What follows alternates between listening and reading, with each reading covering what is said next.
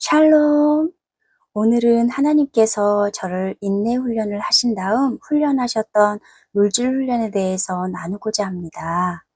제가 집중으로 물질 훈련을 받았던 것은 예수님을 영접하고 지금까지 총 3번입니다. 첫 번째는 인내 훈련을 하신 다음이었고요. 두 번째는 물질을 하나님이 보시기에 합당하게 나누는 것에 대한 물질 훈련이었고요. 세 번째는 코로나로 어려워진 제 가정에 대한 물질 훈련이었습니다. 먼저 첫 번째 물질 훈련에 대해서 말씀드리면요. 제가 하나님께 인내 훈련을 받은 지 2년 후 하나님께서 저에게 하신 말씀이 이제 내가 너에게 물질 훈련을 할 것이다 였습니다. 저는 이 말씀을 듣고 나서 그날은 아무 생각 없이 이제 내가 물질 훈련을 받아야 하는구나 하고 생각하다가 그 다음 날부터는 마음이 점점 불안하였습니다. 왜냐면요. 돌아가신 제 친정아버지께서 하시던 중소사업이 부도가 난 7살 때부터 저는 한 번도 평범하게 살아본 적이 없거든요. 항상 지독하게 가난했던 삶을 살았어요. 남편과 제가 결혼할 당시 우리는 가난한 상태로 결혼할 수밖에 없는 상황에서 결혼을 하였습니다. 그 이유를 알고 싶으신 분들은 제 간증 중 왕무당이라는 내가 신내림을 받지 않고 귀신을 이기고 하나님의 자녀가 된 은혜의 간증을 참조하세요.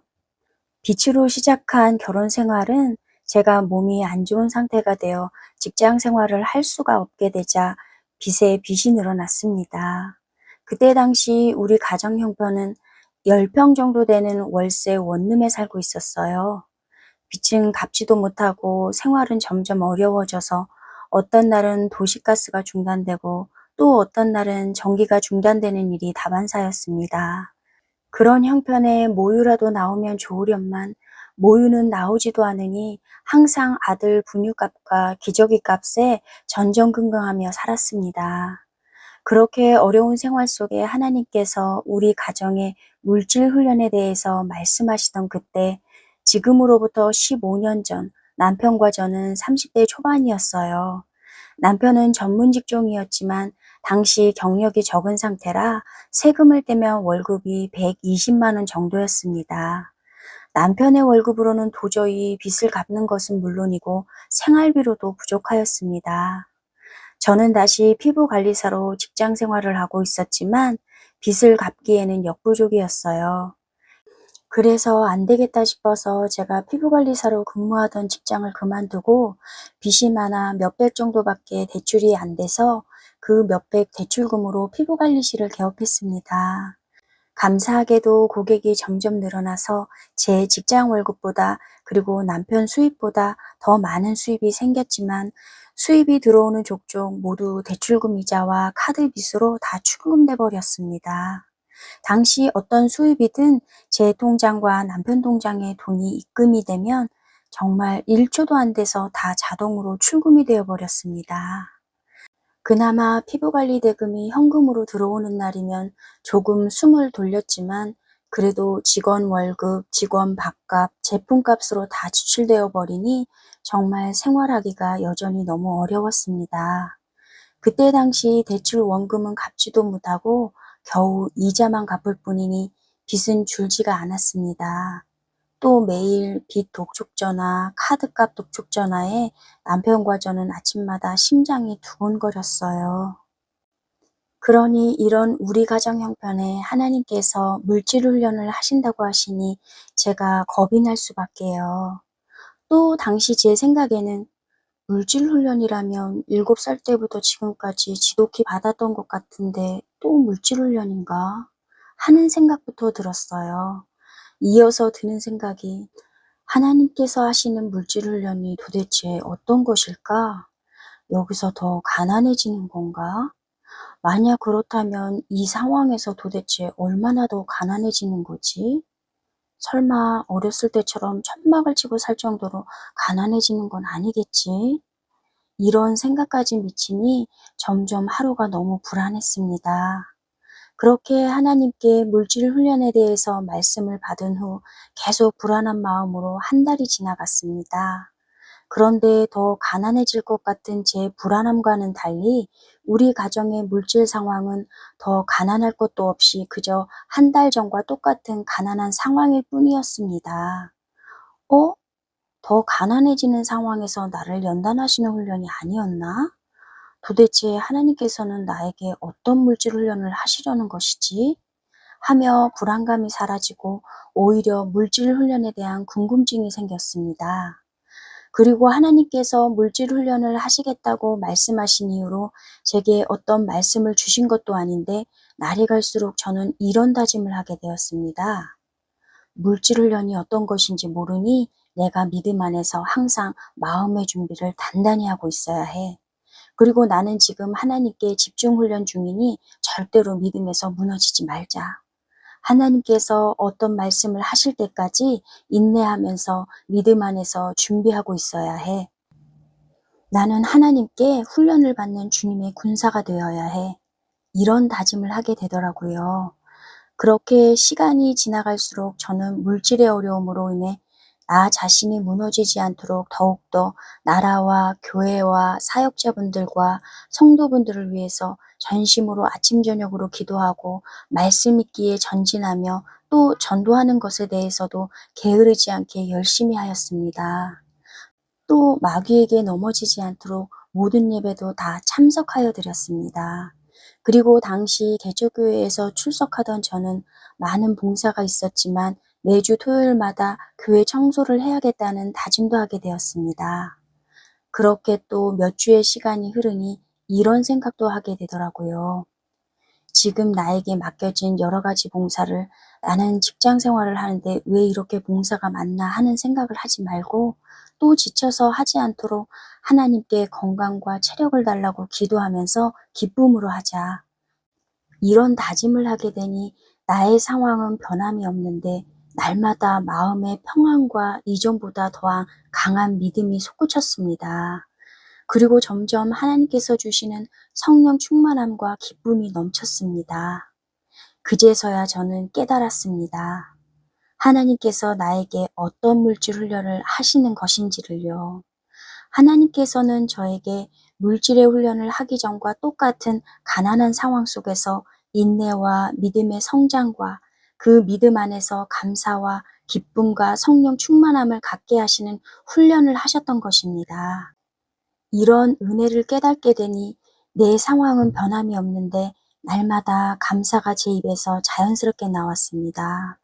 또 내가 마음으로만 감사하고 입으로 하지 않으면 내 영혼이 감사하도록 내 입을 움직이게 하는 것 같았습니다. 늘 제 입에는 찬양이 저절로 흘러나왔으니까요. 그렇게 1년이 지나고 봄 어느 날에 하나님께서 저에게 말씀하셨습니다. 이제 내가 너희 가정에 어느 정도 물질을 부어줄 것이다.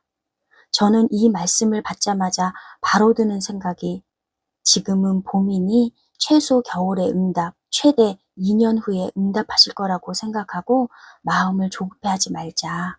하나님께서 가장 좋은 때에 응답하실 때까지 인내하면서 감사함으로 기다리자. 였습니다. 이런 다짐을 하자마자 제 스스로도 놀라면서 하나님께 감사 기도를 하였습니다. 하나님 감사합니다. 저에게 제일 먼저 인내의 훈련을 하셨던 것을요. 만약 제가 하나님께 집중으로 제일 먼저 인내의 훈련을 받지 않았다면 분명 물질 훈련도 제대로 하지 못하고 수시로 넘어졌을 것이고 또 하나님께서 응답하신 말씀을 들었어도 마음이 조급해서 감사하지 않고 불안해하면서 하루하루를 기다렸을 것입니다. 정말 저를 훈련하셔서 감사합니다. 제가 하나님께 응답의 말씀을 받았을 때 지금은 봄이니 최소 겨울의 응답, 최대 2년 후에 응답하실 거야 라고 다짐하면서 하나님께서 응답하신 말씀을 기다리게 된 이유는요. 첫 번째는 하나님께서 저를 집중으로 훈련하시고부터는 훈련을 하시기 전처럼 제 기도에 바로 응답하시지 않으셨어요. 또 제 기도에 말씀으로 응답하시면 그 응답이 이루어질 때까지 제가 어떻게 믿음으로 인내하나 저를 지켜보셨거든요. 그리고 두 번째는 말씀하신 응답을 최소 1년, 최대 2년을 놓고 기다리다 보니 최소 몇 달 후에 응답하시면 너무 빨리 응답하신 것 같아서 너무 기뻐 감사가 넘쳤고, 또 최대 2년을 기다리겠다는 마음을 가지니 조급해하지 않게 되었기 때문이에요. 그런데 대부분 하나님께서 말씀으로 응답하시고 1년 안에 응답해 주신 말씀처럼 모든 상황들을 바꾸어 주셨습니다. 그럼 하나님께서 말씀으로 응답하신 우리 가정의 물질을 어느 정도 부어주신 것에 대해 하나님께서 우리 가정에 어떻게 역사하셨는지 말씀드릴게요. 저는 하나님께 말씀으로 응답을 받은 후 감사함으로 인내하면서 저에게 주어진 상황에서 하나님의 은혜로 힘 닿는 데까지 순종하며 물질의 훈련을 받고 있었어요. 그러던 그해 겨울 하나님께서 저에게 말씀하셨습니다. 내 남편에게 지금에 다니던 회사를 그만두고 지금의 회사보다 작은 회사, 즉 지금의 회사랑 달리 여러 가지 업무를 하는 회사에 입사하라고 해라. 그리고 지금의 연봉보다 1,000만 원을 더 높이 불러서 이직하라고 해라. 라고 말씀하셨습니다. 이 말씀을 받자마자 저는 드디어 말씀으로 응답하신 우리 가정에 어느 정도 물질을 부어주시겠다는 그 말씀을 이루어 주시는구나. 저는 가슴이 마구 뛰었습니다. 그리고 남편이 퇴근하자마자 하나님께서 저에게 하신 말씀을 남편에게 전했습니다. 그런데 남편은 하나님께서 주신 제 말을 듣자마자 너무 어이없다는 표정을 지었습니다. 그리고 바로 대답을 하지 못하고 조금 뜸을 들이더니 어이없다는 말투로 여보, 지금 회사가 중소기업 중에 금융설계로는 제일 나은 회사이고 또 복지도 제일 좋아. 그리고 여보가 몰라서 그러는데 이 업계에서 이직할 때 1,000만 원이나 높게 연봉을 부르는 사람도 없고 또 그렇게 높게 부르면 아무도 나를 채용 안 해. 당신은 남자 일을 너무 몰라. 라고 말했습니다. 그러나 저는 분명하게 하나님께 말씀을 받았기 때문에 반드시 채용된다는 믿음이 있었습니다. 그래서 저는 남편에게 여보, 내가 남자 일은 몰라도 하나님의 일은 당신보다 조금 더 알잖아요. 그리고 지금까지 하나님께서 나에게 말씀하신 것들 중에 우리 가정에 대해서, 당신에 대해서, 우리 아들에 대해서 말했던 것 중에 안 이루어진 것이 있었어요? 이렇게 제가 단호하게 말하자 남편은 부인을 못했습니다. 저는 더욱 힘을 주어서 단호하게 다시 말하자 남편은 나도 모르겠다 라는 표정으로 마지못해 회사를 그만두고 작은 회사를 알아본다고 말했습니다. 그렇게 남편은 당시 다니고 있던 회사를 그만두고 작은 회사를 알아보더니 입사할 곳을 정했다고 했습니다. 남편은 며칠 후 이력서를 준비하고 면접을 보려고 나가기 전 제가 다시 한번 못 박았습니다. 여보, 내가 기도하고 있을 테니 반드시 지금의 연봉보다 1,000만 원을 더 불러야 돼요. 하나님께서 분명히 우리 가정에 어느 정도 물질을 부어주신다고 했어요. 명심해요. 남편은 대답은 했지만 표정은 여전히 믿지 못하겠다는 표정이었습니다. 그렇게 남편이 면접을 보고 오자 저는 부푼 마음으로 남편에게 물었습니다. 여보, 연봉 1,000만 원 더 불렀지요? 근데 남편이 하는 말이요. 근데 나 진짜 1,000만 원은 더 못 부르겠더라. 그래서 700 더 불렀어. 저는 얼마나 실망스러운지요. 너무 어이가 없고 화가 났어요. 아니 여보, 내가 그렇게 여러 번 말했는데 내가 진짜 됐어요. 그런데 우리 하나님께서는 정말 기가 막히십니다. 이직한 회사에 첫 월급을 받았는데요. 남편이 부른 연봉으로 따지면 그 금액의 월급이 나오면 안 되는 건데 이상하게 월급이 더 많이 나온 거예요. 남편이 저에게 월급 명세서를 보여주면서 부끄럽고 놀란 표정으로 하는 말이 여보, 하나님은 정말 기가 막히신 분이시다. 왜요?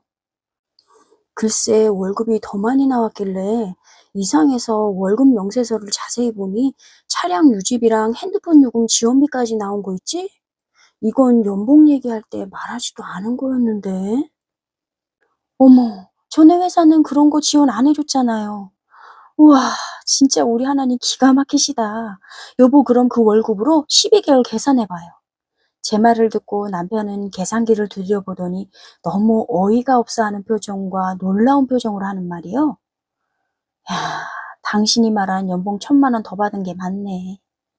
거봐요. 내가 하나님께서 분명히 말씀하셨다고 했잖아요. 왜 안 믿었어요? 우와, 우리 하나님 정말 대단하시다. 하나님 감사합니다. 정말 감사합니다. 그렇게 우리 가정은 하나님께서 말씀하신 대로 정말 우리 가정에 어느 정도 물질을 부어주신 덕분에 이자만 겨우 갚았던 대출금을 그때는 이자뿐만 아니라 원금도 매달 갚을 수 있는 형편이 되었습니다. 그뿐만 아니라 미납된 카드값도 갚을 수 있는 형편이 되었지요. 그리고 이후로도 우리 가정은 하나님께 물질 훈련을 받으면서 우리 가정에 정말 많은 하나님의 역사하심이 있었습니다. 글이 길어지니 이 다음 얘기는 시간이 나는 대로 다음 영상에 담아보도록 하겠습니다. 오늘도 부족한 제 긴 글, 긴 영상 시청해 주셔서 감사합니다. 항상 여러분과 여러분의 가정에 평안한 날들만 가득하기를 간절히 소망하고 기도합니다. 샬롬.